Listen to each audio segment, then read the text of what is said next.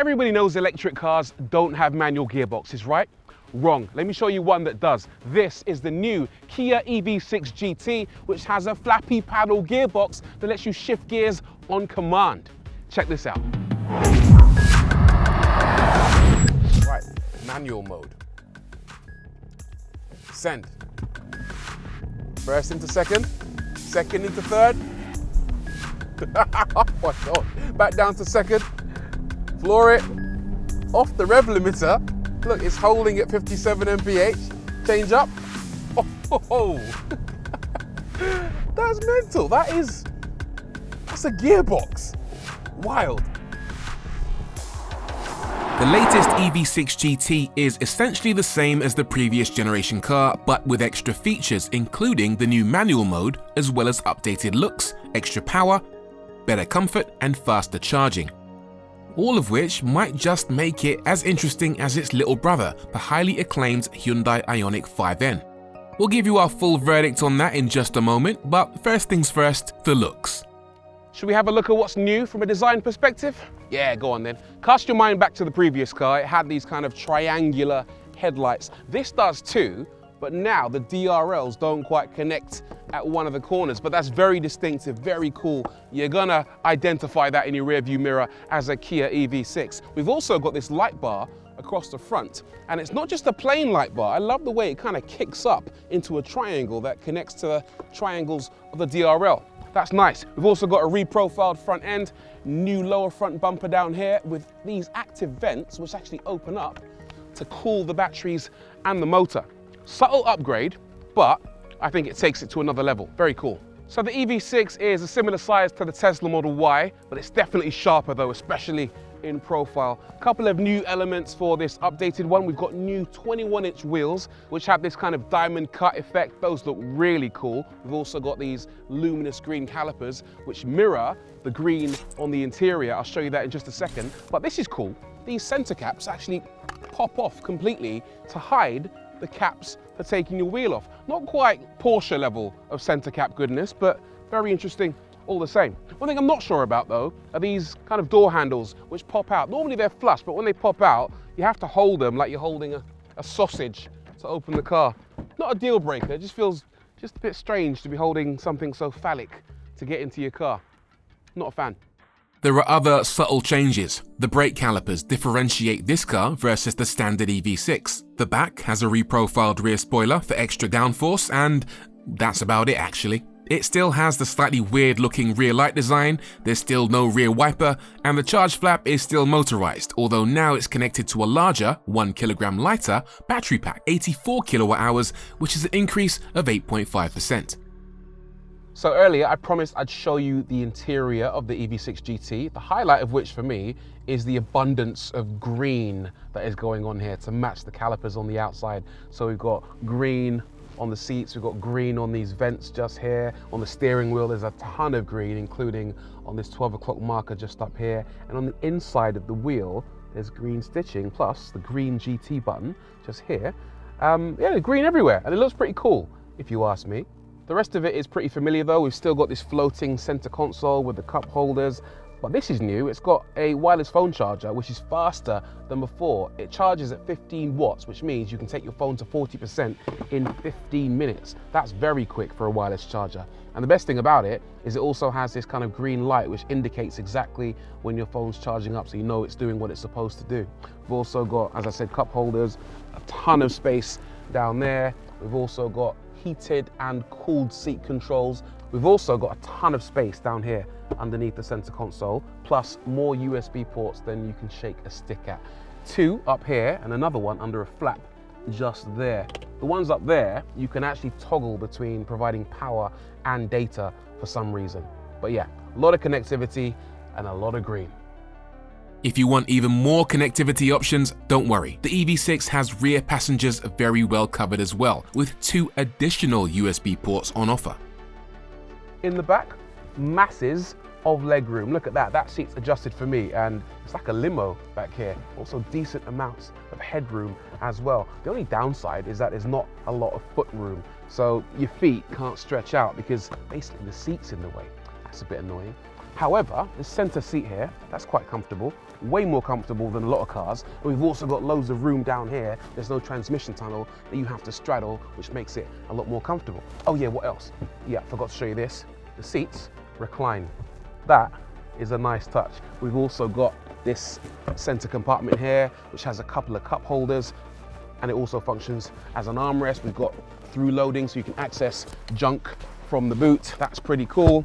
Plus, we've also got heated seats on the outsides. Not in the middle, but that is a pretty decent touch. It's not all good news though. This car doesn't come with any controls at the back for your heating or your aircon. You've got to do it from the front. Plus, what was the last car you saw that didn't have any seat back pockets for your gadgets and your junk? Last time I got in a vehicle without seat back pockets, it was a Ryanair flight. Not a good look. This being a family car, the EV6 GT has a generous boot, in this case 480 litres, although if you get the upgraded sound system, that reduces your space by 10 litres. The parcel shelf handily fits underneath the boot floor, and the seats fold to reveal a healthy amount of room, similar to what you'd get in the Ioniq 5. As before, the EV6 still benefits from a front boot of sorts, although it's only big enough for very small items, including the V2L charger, which lets you plug large electrical items into the car's charge socket. Alright, so the main highlights with the new Kia EV6 GT, well, there are many highlights. First of all, it's even more powerful, it's even faster, it's got an even bigger battery, it has even more driver involvement, and it is even cheaper than before. We'll get to all of those in just a moment. Let's focus on the power to start with. It still uses 2 electric motors, one up front and one at the rear, but this time around they make 650 PS and 770 Newton meters. So this thing really accelerates. Kia reckon it will do 0 to 62 in 3.5 seconds. Let's see if they're right, shall we? Okay. Performance timer, start, GT mode, brake, accelerate, go. There we go. Ooh. And that's it. We are done. Done and dusted. The mad thing is, you're getting supercar acceleration for sports car money, £59,000. That is, of course, the advantage of going with an EV. Of course, there are also downsides to going with an EV, namely driver involvement, but Kia have tried to address this. Their weapon of choice for this is the virtual gear shift, which lets you cycle from 1st to 6th gear using the paddles behind the wheel, with each gear being limited to a specific top speed and rate of acceleration. Okay, I'll put it in 6th gear and floor it. And look at that, it's moving really slowly. Very, very slow acceleration. I'll knock it back down into 2nd gear and floor it. And look at that, way quicker. 3rd gear, and you're bouncing off the limiter within 3rd gear. Look at that, I'll floor it again, and suddenly bouncing off the rev limiter. It's very interesting and adds a degree of involvement that you don't normally see in an EV. It's not perfect though, they haven't quite nailed the implementation. I think one of the issues is that it only revs to 6,500 RPM. It's quite a low revving car, which means that you hit the limiter very, very quickly. And when you do, it doesn't bounce off the limiter. It just sort of stops accelerating very suddenly. It feels like you've hit a light switch and that's it, no more fun. It doesn't quite behave like a real car. The other issue is it's very hard to tell when to change gear. You do get a fake engine noise in this car, but it isn't particularly loud. And the point at which you need to change gear, you can't really tell because the note is quite monotonous. In a real engine, you can tell when the engine wants to go into a new ratio, but in this, it's not quite there. Yeah, they definitely need a more realistic noise, or at least a noise that gives you an indication of when to shift up. Oh yeah, that's the other thing. You don't really feel a kick when you shift up. It's very smooth. It's almost like, why bother? Good idea, but missed opportunity. Anyway, cornering. The previous car was very capable in the bends, and so is this. I mean, it really has a lot of grip through the corners. Definitely makes you feel as if you can thread it through a sequence of bends and the car will actually manage it. It definitely likes a bit of a B-road blast, this car. Very low center of gravity, very little body roll, very capable in the corners. I mean, it's also got a drift mode if you're that way inclined. I wouldn't bother on the public road if I were you, but yeah, definitely cool. It's not all about fun. The EV6 GT has up-rated suspension, so it cruises well. Even on bigger 21-inch wheels, the ride is notably more supple than the Ioniq 5N and far more pliant than the entry-level Tesla Model Y, making it a very usable car for all the family. The other nice thing about the EV6 GT is how flexible the brakes are. They're really strong for a start, which means they'll slow the car down very well. The other cool thing though is that you can actually slow the car down a little bit using the virtual gears, using engine braking. Or if you don't want to use that, you can put it into one of various different regen modes, the most intelligent of which is iPedal, which means that it scans the road ahead for vehicles in front of you, and it will basically slow down automatically if it detects a car just up ahead. The very strong regen contributes to impressive range. The new 84 kWh battery pack now offers a range of 279 miles, 16 more than before. Charge speeds have also increased to an impressive 258 kilowatts, again 8% faster, meaning you can charge from 10 to 80% in 18 minutes. It has all the main boxes for long distance travel very firmly ticked. Anyway, time to have a look at some of this car's onboard tech.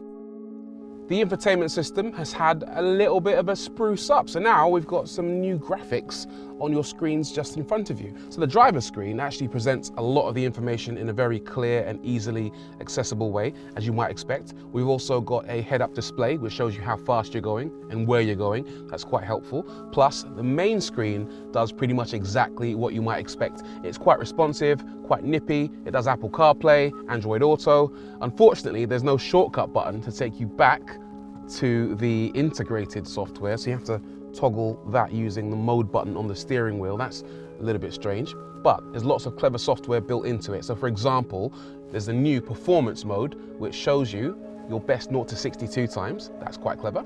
And a new EV mode which shows you exactly how your battery is being used at any given time. So right now, 100% of my battery, or 0.4 kilowatts of which, is being used by my electronics. Now, this center console, I'll bring your attention back to that. You might remember in the previous one, this was fully gloss black. They've removed that to reduce the amount of fingerprints that you gather. And on the subject of fingerprints, there's now a fingerprint reader just there. The idea being that when you get in, you can load up your personal settings for individual drivers based on their biometric data. Cool idea, but Kia, you're not getting my fingerprints, I'm sorry. I'm doing it the old school way. Oh, one more thing. This has the coolest blind spot indicators in the game. So when you indicate left, look at that, it shows you your blind spot, and right, it shows you your blind spot. More car manufacturers should do that. Very cool. So how do we sum up the Kia EV6 GT?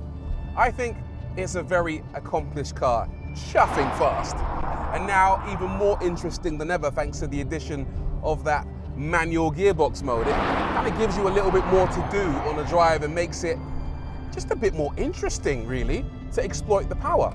Unfortunately, even though it's a great idea, it lets itself down slightly because the gearbox, it just feels a bit too artificial. I've got no problem with artificial. The Ioniq 5N does artificial really realistically, but this does feel artificial. It revs too low. The sound isn't anywhere near good enough, and that spoils it slightly for me. Having said that, it's a really capable performance car. It's rapid, it's practical, fantastic all-rounder, and even though it might not be quite as good as the 5N, it's pretty damn good.